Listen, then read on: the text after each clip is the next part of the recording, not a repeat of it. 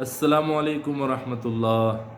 M P اے بننا، M N اے بننا، وزیر بننا، چاہے وزیر اعلیٰ ہو، وزیر اعظم ہو، یا مسلمانوں کا کسی دوسرے کاموں میں امیر بننا، ذمہ دار بننا، بڑا بننا، یہ اتنا خطرناک کام ہے اللہ کے دربار میں۔ اگر اس کا دین پورا نہ کیا جائے اور اس کی ذمہ داریاں اچھی طریقے سے ادا نہ کی جائے تو صرف یہ ایک کام اللہ کے پکڑ کے لیے کافی ہے یا بربادی کے لیے کافی ہے۔ اور یہ میں اس واسطے کہہ رہا ہوں کہ بخاری شریف میں اللہ کے نبی نے یہ فرمایا ہے کہ جو بھی شخص مسلمانوں میں سے کچھ لوگوں کا والی اور امیر بنا، چاہے توڑے لوگ ہو یا زیادہ لوگ ہو، اور مسلمانوں کا امیر بن گیا، اور پھر یہ آدمی اس حالت میں مر گیا کہ وہ ان مسلمانوں کے ساتھ خیانت کرنے والا تھا، تو اللہ کے نبی نے فرمایا اللہ اس پر جنت حرام فرما دے گا۔ حرم اللہ علیہ الجنہ، اللہ اس پر جنت حرام فرما دے گا اگر یہ اپنی رعایا کے ساتھ خیانت کرنے والا ہو۔ اور خیانت مال کی بھی ہوتی ہے، یعنی مسلمانوں کا مال دھوکے سے کھا لیا اور اپنی تجوریاں بھر لی، اپنے اکاؤنٹ میں پیسے جمع کر لیے، زمینیں اپنے نام پہ کر لی، پلاٹ اپنے نام پہ کر لیے، تو اللہ اس پر جنت حرام کر دے گا اگر مالی خیانت کا مرتکب ہوا یا ذمہ داریوں کی خیانت کا مرتکب ہوا، کہ مسلمانوں نے اس کو جس کام کے لیے منتخب کیا تھا اور اس کو اپنی ذمہ داریاں سونپی تھی، وہ ان ذمہ داریوں کے ادا کرنے میں خیانت کرتا۔ یہ بخاری شریف کی حدیث ہے۔ اور دوسری حدیث میں یہ الفاظ ہے کہ جو بندہ اللہ کے چند آدمیوں کا امیر بن گیا اور اس نے اپنی ذمہ داریاں پوری نہ کی، ان کی اچھی طرح خیر خواہی نہ کی، تو میرے نبی نے فرمایا لم یجد رائحۃ الجنہ،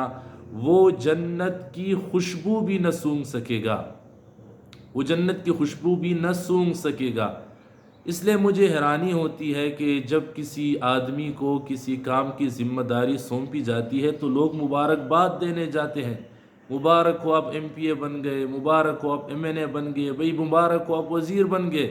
یہاں تو زکوٰۃ کی کمیٹی کا چیئرمین جسے بنا دیا جاتا ہے تو لوگ اس کو مبارکباد دیتے ہیں، حالانکہ قرآن اور حدیث کے پڑھنے کے بعد یہ بات سامنے آتی ہے کہ یہ تو اتنے سخت راستے پر چلا ہے، اتنے خطرناک راستے پر چلا ہے کہ اب اگر یہ کوتاہی کرے گا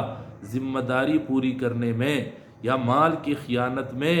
یہ مبتلا ہوگا تو اللہ کی پکڑ سے اب اس کو کوئی عمل یا کوئی بھی شخص نہ بچا پائے گا۔ میں تو کہتا ہوں جس کو مسلمانوں کا کسی بھی کام کا امیر بنایا جائے، چاہے وہ حکومتی کاموں کا ہو یا مدرسے کا محتمم ہی کیوں نہ ہو یا کسی تعلیمی ادارے کا پرنسپل ہی کیوں نہ ہو، اس کے لیے دعا مانگنی چاہیے کہ یا اللہ اس کو توفیق دے کہ یہ مالی خیانت کا مرتکب نہ ہو اور اپنی ذمہ داریوں کو اچھی طرح ادا کرنے والا بنے۔ وہ اپنے لیے بھی دعا کرے، وہ خود بھی فکر مند ہو، دوسرے بھی اس کے لیے فکر مند ہو، کیونکہ اگر اس نے کوتاہی کی